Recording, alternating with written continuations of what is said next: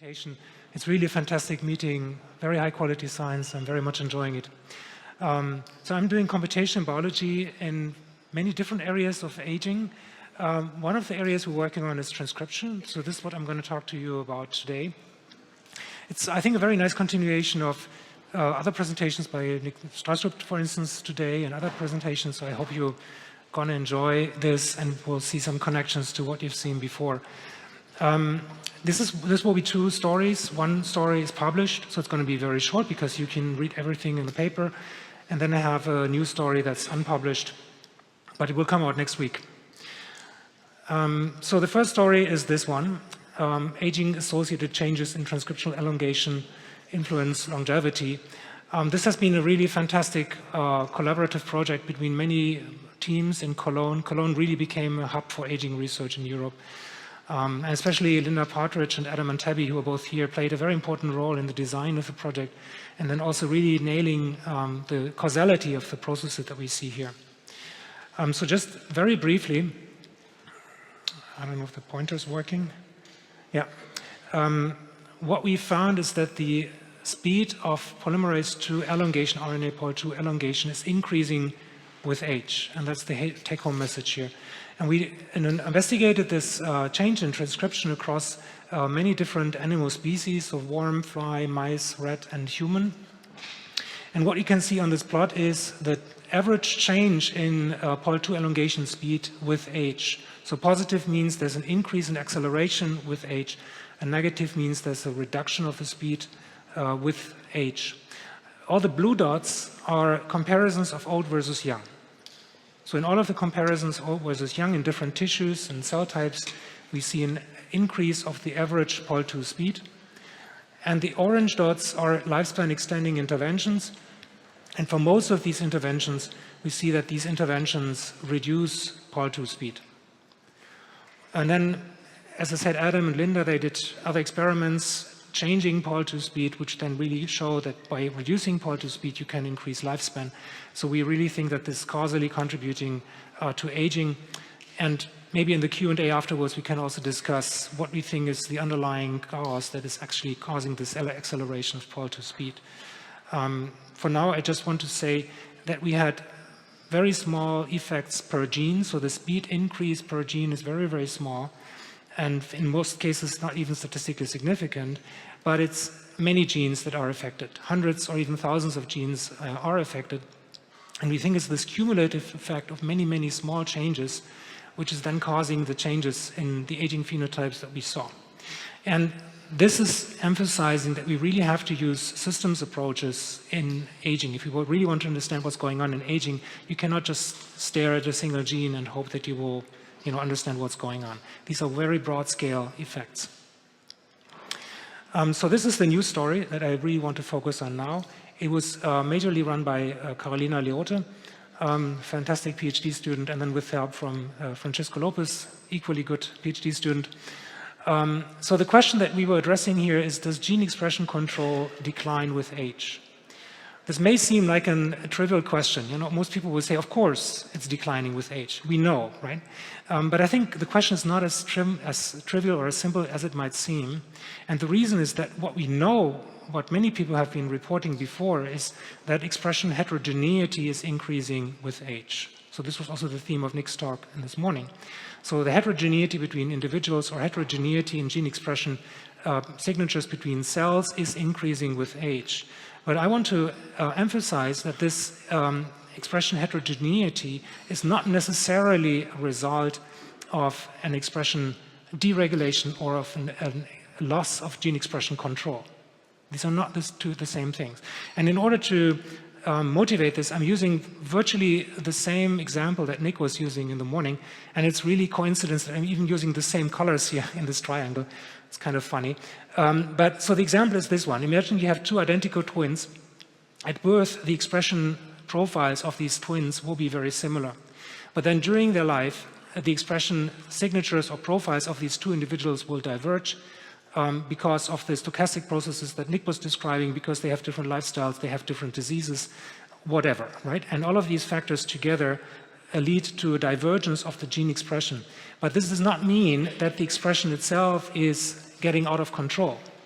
It just means that the cells are responding to different external cues or to different internal cues, but they might still be responding in a proper way. So just the fact that we have a greater heterogeneity does not mean that we have a deregulation.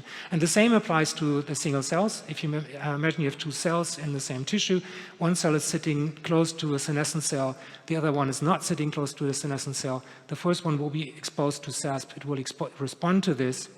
This will change the expression, and then the expression signature of that cell will be very different from the other one, which is not exposed to the SASP. So in order to really understand whether gene expression control is changing, we used a modeling-based approach. So what we did is we learned essentially gene-gene relationships, and then we were using this model to check or to test whether the regulation of genes is changing with age. And this is just trying to motivate the idea of the model. So imagine you have 3 genes, A, B, and C, and these are expression levels of these genes across many different conditions. So in reality, this is going to be hundreds or thousands of different conditions. Then I think with this made-up example, you can appreciate that you could explain the expression of gene A using a combination of the genes B and C. Because if B has high expression, A is going to be high. And if C has high expression, A is also going to be high. So by combining these 2 genes in one model, you can predict the gene expression of A. These relationships are not necessarily direct causal relationships. I'm not saying that B and C are transcription factors controlling A, but that's a possible mechanistic scenario. So if you do this genome-wide, you get networks, gene expression regulatory networks, which you can then use to study changes in gene expression control with age. So the data that we applied this model to was the GTX data. That's a fantastic data set that many people are using for aging research because it's hundreds of individuals where many tissues were profiled. And now because these people died at different ages, and usually these are healthy people, so they die of, for instance, a car accident or something like this. So you really have a nice timeline of gene expression in normal human aging in a great diversity of tissues. So the first thing that we had to test was whether our model is applicable to this data. So can we use the model, which I didn't say this was trained on in vitro cell line data. So this is the gene expression data we used to train the model. Can you apply this model to now real in vivo gene expression data? And the answer is yes, you can. And that is a bit surprising. So how did we test this? We simply used the expression data in these tissues, this diversity that you see here, to predict expression of another gene. And then we compare the predicted gene expression to the observed gene expression across these individuals. So each dot is one individual. It's the same gene in different individuals. And if we can correctly predict the variation across these individuals, we say that we can predict the expression level of the gene. And then the blue distributions is what you get with a real model. So here, if you have 0, this means that you have a 0 correlation between observed and predicted, and +1 means you have a perfect correlation, -1 would be perfect anti-correlation, which would be surprising. And I think you can appreciate that all of these blue distributions are shifted to the right. It depends a bit on the tissue, but in every tissue, you have a significant shift towards positive correlations, meaning that in all of the tissues, there are hundreds or even thousands of genes that we can predict, the expression of these genes which we can predict. And that is surprising because why can you use one single model across many different tissues and cell types without having to adjust the model to the cell type? This was an obvious question we were asked by the reviewers. So what is the underlying biology? Our explanation is this. Genes never work alone. Genes work in modules. There are certain sets of genes that serve a specific function. And if a cell needs this function, all of the genes of this function have to be upregulated in a specific stoichiometric relationship. I think a classical example is the ribosomes. So if a cell needs more ribosomes because it wants to translate more proteins, all of the ribosomal proteins have to be upregulated. So this creates a strong coupling between ribosomal proteins, which induces this co-expression. And the same applies to many other cellular functions. So here you have the pairwise correlations for hand-picked cellular functions, just to visualize the idea that we have that genes operate in modules. So these modules would be these red squares that you see along the diagonal. So these are gene sets that are strongly co-regulated, in this case in one tissue in the cortex. But these couplings, they are invariant. They exist across all cell types. If a cell needs more mitochondria, all mitochondrial genes have to be upregulated. If you need more ribosomes and so on, I think you get the point. So this really is the case. So here we had cortex, we have colon, skin, spleen, heart, liver, testis, and this is a combination of different tissues. So I think you can appreciate that these modules are conserved across tissues and cell types. So what makes cell types different is not the regulation of the genes. What makes them different is that different modules are activated in different cell types. We have described this in a bit more detail in this review, which came out very recently. So this is just published, Gene Regulatory Networks in Disease and Aging. So if you want to read more about this, I recommend this review. So now this is applying this network idea to the GTX data to see how is gene expression regulation changing with age. And this is a figure I just introduced for Nick after seeing his presentation in the morning, because we also see this increase in variation with age. So the plots are virtually identical to what he was showing in the morning. On the x-axis, you have the change, the age change of the mean expression, and on the y-axis, you have the age-associated change in variance. And in many tissues, in fact, in most tissues, we see an increase of the variance for most genes. So here, this line is 0, and if you are above the line, you have an increase of variance with age, which is the case for most tissues, not for all of them. So adipose, for instance, we don't see it, but in many other tissues, we do see this increase in variance. You can, for now, ignore the colors. This will come later. But the question is now, is this increase in variance a result of a decline of expression control? So we quantify a gene expression control using the same idea with the predictability. So again, we apply our network model to the data, and we argue if you can correctly predict the expression of a gene, then these regulatory relationships which are encoded in our network are intact. They work properly because we can predict the gene expression. If those regulatory relationships were broken, then we would not be able to properly predict the gene expression anymore. So if you have a decline of predictability with age, this would be an indication of a loss of gene expression control. If you have an increase of the predictability, this would be the opposite, so you will have an increase in predictability. So this is how we quantify predictability. We have these age ranges in the GTX cohort from 20 to 70. And then we measure predictability, and orange would be an example of a gene with decreasing predictability, and blue is another gene with increasing predictability with age. And this is already real data. So we use this to essentially quantify network integrity per gene across age. Now this is the most important and surprising plot. Here we have now reduced everything to 8 tissues where we had enough data, because you need a lot of samples per age in order to do this analysis. So for those 8 tissues, we could perform this analysis. And then blue are genes that have an increase in predictability, and orange are genes with a decrease in predictability with age. And there are some tissues where we see more decreasing genes with decreasing predictability than increasing predictability, which would be probably what you would expect, but we don't see this across all the tissues. So there are virtually as many tissues where you have more increasing genes as you have tissues with decreasing predictability.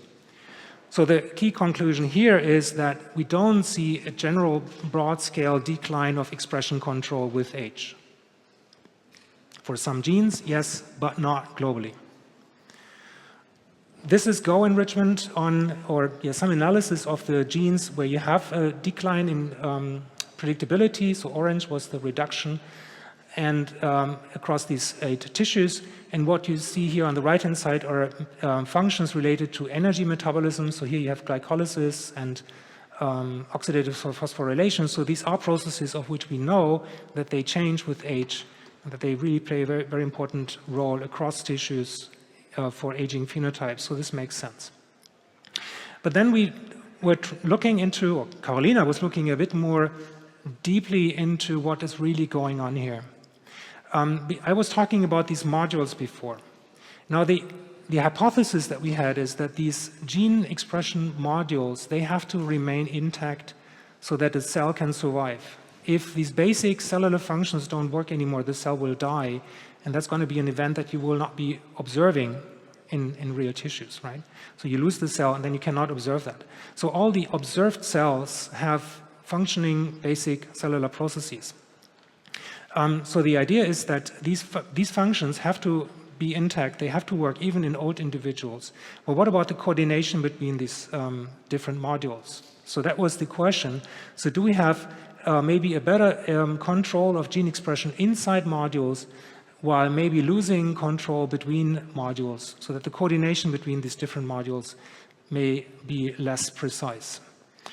And that's exactly what we found. So this is a plot where we show two sets of genes, genes with increasing predictability here on the top, and genes with decreasing predictability with age at the bottom, again across these different tissues. And then we separate these genes into two sets, gene pairs that operate within the same module, and gene pairs where one gene is in one function and the other gene is in another functional module. So they are in different modules. But all pairs are regulators or predictable variables in our network model. Yeah? So according to our network model, all of these genes predict expression of the target gene.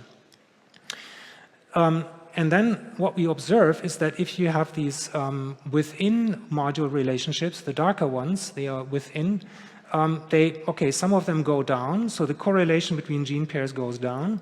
But the between set relationships are much more consistent across the tissues. These are the lighter colors, the lighter blue. And I think you can see that for almost all tissues, we have a stronger loss of gene expression correlation between modules than within modules. So the conclusion here is that this coordination between different cellular functions is getting less precise, less controlled with age. So I'm at the end. I'm summarizing the conclusions, which, by the way, you can read in these three papers. So there's this remarkable invariance of gene expression control across cell types and tissues. In the paper, we also have a single cell type specific analysis, which we can maybe also discuss in the Q&A. So this gives us similar conclusions. This is due to a modular organization of the transcriptome of the cell. We don't observe a general genome-wide loss of gene expression control with age, but we do see a loss of coordination between modules. This will come out on Tuesday, so stay tuned. And there will also be a Nature briefing, which is basically a short version of the key findings that will be published along with this paper. Yeah, so these are the acknowledgments, and then I want to advertise this consortium, which is going to start in October. It's a very cool consortium that mostly of people in Cologne, but also elsewhere, where we are investigating systems-level consequences of fidelity changes in RNA production, which I was talking about today, but also protein production.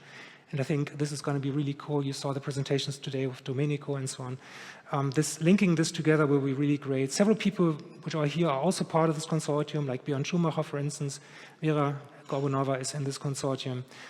Check out our homepage, and we have jobs, and follow us on X. Thank you very much. Thank you for a very interesting talk. We have time for some questions. Yeah, thanks a lot. Very interesting. Actually, you showed 7 modules, and they were also conserved across tissues. Does that mean that the cell is just organized in those 7 modules? No other modules? Is there any dark matter? No, there are many more. These were just hand-picked examples. Really, there's no systematic way how we selected them. It was just, examples which we thought would be illustrating the idea. In fact, in the paper, we used some other examples, and this works equally well. Oh, okay, thanks. Yeah.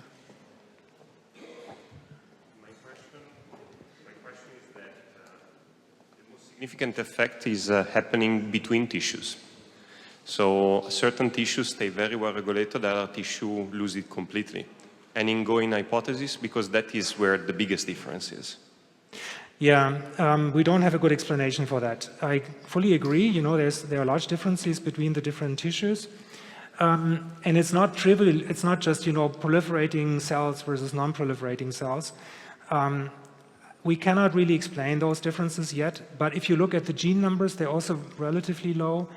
So I would also be hesitating a bit, you know, drawing conclusions with respect to, you know, what is really causing this. You also have to consider, you know, you have inflammaging, you know, you have invasion of immune cells, which is disturbing the signal here, and many factors that you would have to consider. Thank you very much. I think we need to continue.